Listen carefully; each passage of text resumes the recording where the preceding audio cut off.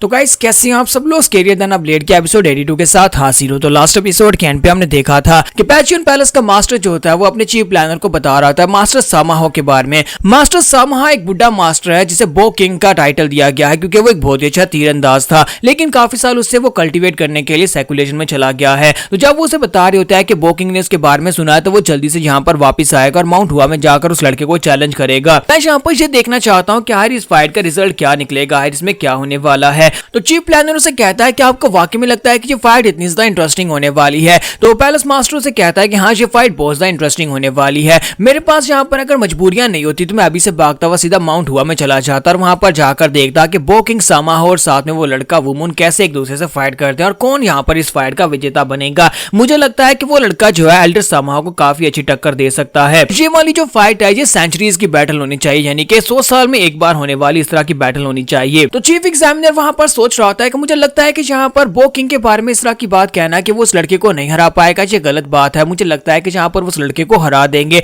चाहे वो लड़का कितना ही महान क्यों ना हो, लेकिन उस लड़के ने अभी भी शुरुआत की है, जबकि बो किंग 40 साल पहले यहाँ पर अपना नाम कर चुके हैं। तो पैलेस मास्टर से कहता है कि यहाँ पर मुझे लगता है कि मास्टर सामाहो की विक्ट्री जो है वो तो इनएविटेबल है, लेकिन इसके बावजूद मैं यहाँ पर उस लड़के को सपोर्ट करना चाहता हूँ। तो चीफ एग्जामिनर से कहता है कि सर इस बात का क्या मतलब है, क्या आप हमारे दुश्मन को सपोर्ट करेंगे। तो पैलेस मास्टर से कहता है कि क्या तुम्हें नहीं लगता कि यहाँ पर नए आने वाले टैलेंट को प्रमोट करने के लिए हमें यहाँ पर उनको चीयर करना चाहिए, क्योंकि हमारे मास्टर सामाहो जो कि बो किंग है वो तो 40 साल पहले यानी कि काफी ज्यादा बुढ़े हो चुके थे और अब तो यहाँ पर उनकी उम्र हो गई है, लेकिन नए टैलेंट को प्रमोट करना चाहिए, इसी वजह से मैं यहाँ पर ये बात कह रहा हूँ। तो चीफ प्लानर जो होता है वहां पर सोच रहा होता है कि यहाँ पर जिसकी बात कर रहे हैं वो कोई आम सा लड़का नहीं है, बल्कि वो वू मून है जिसे यहाँ पर फैंटम आर्चर का टाइटल दिया गया है, जो कि हो सकता है कि बो किंग से भी ज्यादा बेहतर हो। और इसी के साथ ही नेक्स्ट सीन जो होता है जोंगनेम का दिखाया जाता है, जहां पर इन लोगों ने जोंगनेम फैक्शन के ऊपर भी कब्जा कर लिया होता है और यहीं पर हमारे यंग मास्टर को दिखाते हैं कि वान हो जो होता है प्रैक्टिस कर रहा था। जब वहां पर प्रैक्टिस कर रहा था सुप्रीम एल्डर उसके पास आते हैं और उसे कहता है कि वान जो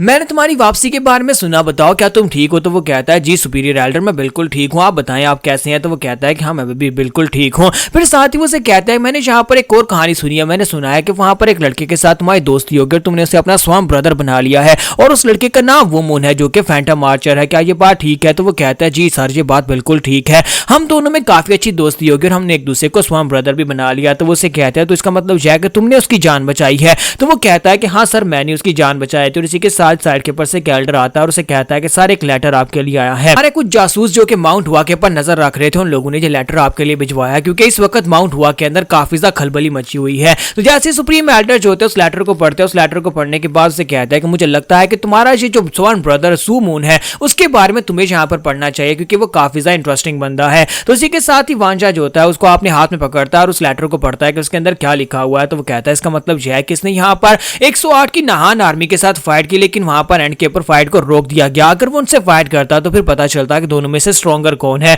तो सुप्रीम एल्डर उसे कहता है तुम तो उसे अपना स्वयं ब्रदर कहते हो, तो तुम बताओ क्या वो यहाँ पर 108 की नहान आर्मी को हरा सकता है या नहीं, क्योंकि शाओलिन के 108 आर्मी जो है वो काफी ज्यादा पावरफुल है, उनकी फॉर्मेशंस भी काफी ज्यादा पावरफुल हैं। तो इसी के साथ ही एल्डर उनसे कहता है कि सर माफ करिएगा लेकिन मुझे लगता है कि यही सही वक्त है उनके पर अटैक करने का। माउंट हुआ के अंदर उनके काफी सारे लीडर्स जो है वो कमजोर पड़ चुके हैं, उनके लीडर जख्मी है और साथ ही उनके काफी सारे डिसाइपल्स भी जख्मी है। अब अगर अभी हम लोग जाकर उनके पर अटैक करते हैं तो फिर हमारे लिए माउंट हुआ के पर कब्जा करना आसान हो जाएगा। तो सुप्रीम एल्डर वानो से पूछते हैं कि तुम इस बारे में क्या कहते हो। तो वानो वहां पर उनकी बात सुनने के बाद थोड़ी देर के लिए सोचता है, फिर साथ ही उनसे कहता है मुझे लगता है कि इनका आइडिया जो है वो काफी ज्यादा अच्छा है कि आपको जाकर अभी अटैक करना चाहिए, लेकिन फिलहाल के लिए आपको रुक जाना चाहिए, क्योंकि मैं तो आपसे यही कहूंगा कि फिलहाल के लिए आप वहां पर जाकर उनके पर अटैक ना करें जब तक कि वुमन यहाँ पर से अपने होम टाउन की तरफ नहीं चला जाता, क्योंकि अभी वुमन वहां पर है और वो यहाँ पर से जल्दी अपने घर की तरफ निकलने वाला है। तो सुप्रीम एल्डर कहता है तुमने सुन लिया ना कि हम लोग फिलहाल के लिए अटैक नहीं करेंगे, जैसी वुमन उनके यानी माउंट हुआ सेक्टर को छोड़कर अपने घर की तरफ निकलेगा हम लोग अटैक करेंगे।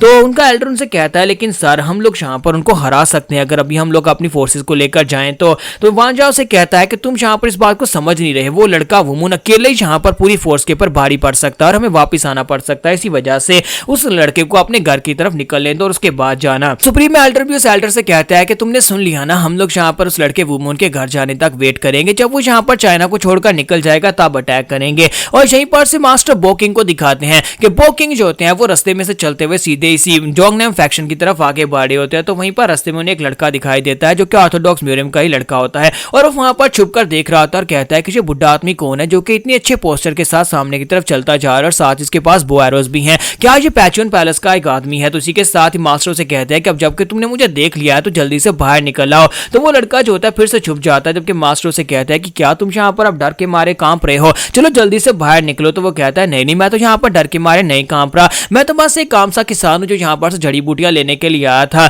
उसी के साथ ही वो बुड्ढा मास्टर यानी कि मास्टर सामा हो जो होते हैं अपनी पावर्स को रिलीज करते हैं और अपनी पावर्स को रिलीज करने के बाद उससे सवाल पूछते हैं, मुझे बताओ कि वो लड़का जिसका नाम वो मून है, जिसे फैंटम आर्चर कहता है, क्या अभी माउंट हुआ में है? तो वो लड़का जो होता है ना चाहते भी उन्हें सवाल का जवाब दे देता है और कहता है जी अभी तक वो माउंट हुआ में और निकला नहीं है। तो ये बात सुनने के बाद मास्टर से कहता है ठीक है अब तुम यहाँ पर से जा सकते हो। और साथ ही मास्टर बोकिंग जो होते हैं वहां पर से आगे बढ़ जाते हैं, जबकि थोड़ी देर बाद जब उस लड़के को होश आती है वो कहता है ये मैंने क्या कर दिया, उसने मुझसे एक सवाल पूछा और मैंने यहाँ पर उसको जवाब दे दिया, ये तो एक हमारी सीक्रेट इन्फॉर्मेशन थी, मुझे यहाँ पर एक बहुत बड़ी गलती हो गई है, मुझे जल्दी से जल्दी जाकर सेक्टर लीडर्स को इस बारे में बताना होगा। तो वो लड़का वहां से भागता हुआ माउंट हुआ की तरफ निकल पड़ता है ताकि वापस जाकर उनको इस बारे में बता सके कि उसके साथ क्या हुआ है। जबकि मास्टर सामा जो होते हैं जैसे वहां पर सेक्टर में पहुंचते हैं तो उसी के साथ ही दरवाजे के ऊपर सोल्जर्स खड़े होते हैं जो कि पैचियन पैलेस की होते हैं। तो वो से कहते हैं कौन हो तुम बुढ़े आदमी, तुम यहाँ पर से आगे नहीं बढ़ सकते, पहले अपनी आइडेंटिटी बताओ और उसके बाद तुम्हें अंदर जाने देंगे। जबकि वो उनसे पूछता है क्या सुपीरियर एल्डर यहाँ पर है? मैं यहाँ पर सुपीरियर एल्डर से मिलने के लिए आया हूँ। लेकिन वह गार्ड जो होते हैं उसे कहते हैं पहले तुम्हें अपनी आइडेंटिटी के बारे में बताना होगा। लेकिन मास्टर बड़ी तेजी से उनके पास से गुजर जाते हैं और कहते हैं मेरे पास इतना समय नहीं है जो मैं तुम्हारे पास बर्बाद कर सकूं। तो बोकिंग बड़ी तेजी के साथ वहां पर उन सभी के बीच से गुजरकर आगे चले जाते हैं और वो सभी गार्ड उसको ढूंढना शुरू कर देते हैं और एक शोर मच जाता है कि जहां पर एक इंट्रूडर घुस आया है, यानी कि कोई बाहर वाला जहां पर अंदर घुस आया। तो वो सभी लोग उसे ढूंढना शुरू कर देते हैं और नेकजैक भी काफी ज्यादा गुस्सा आ रहा था। नेकजैक उनसे कहता है कि सभी को क्या हो गया है, तुम लोग यहाँ पर एक बुढ़े एल्डर को नहीं ढूंढ पा रहे, आखिर वो एल्डर था कौन, तुम लोगों ने यहाँ पर उसको वेरीफाई क्यों नहीं किया? एक सोल्जर उसे कहता है कि सर प्लीज माफ करिएगा, हम लोग उस एल्डर को नहीं पकड़ पा रहे क्योंकि वो बहुत ही तेज हैं, हमने उनसे सवाल तो पूछा था लेकिन उन्होंने किसी भी सवाल का जवाब नहीं दिया। तुझी के साथ ही मास्टर सामा वहां पर आते हैं और उसे कहता है कि नेकजैक बेटा क्या ये तुम हो, तुम देखो कितने बड़े हो गए हो। तो नेकजैक जैसे उसे देखता है वो पहचान जाता है और कहता है कि एल्डर आप यहाँ पर क्या कर रहे हैं? मास्टर सामा हो, आपने यहाँ पर आने से पहले कम से कम बता देते कि आप आने वाले हैं, यहाँ के गार्ड्स को आपके बारे में कुछ भी नहीं पता। तो वो उसे कहता है कोई बात नहीं, तुम्हें यहाँ पर मुझे इस तरह से रिस्पेक्ट देने की जरूरत नहीं है। और सुप्रीम एल्डर भी वहां पर आ जाता है और उसे कहता है कि मास्टर सामा हो, मुझे यहाँ पर पता चला था, पैचियन पैलेस की तरफ से मुझे लेटर मिला था कि आप यहाँ पर आने वाले हैं।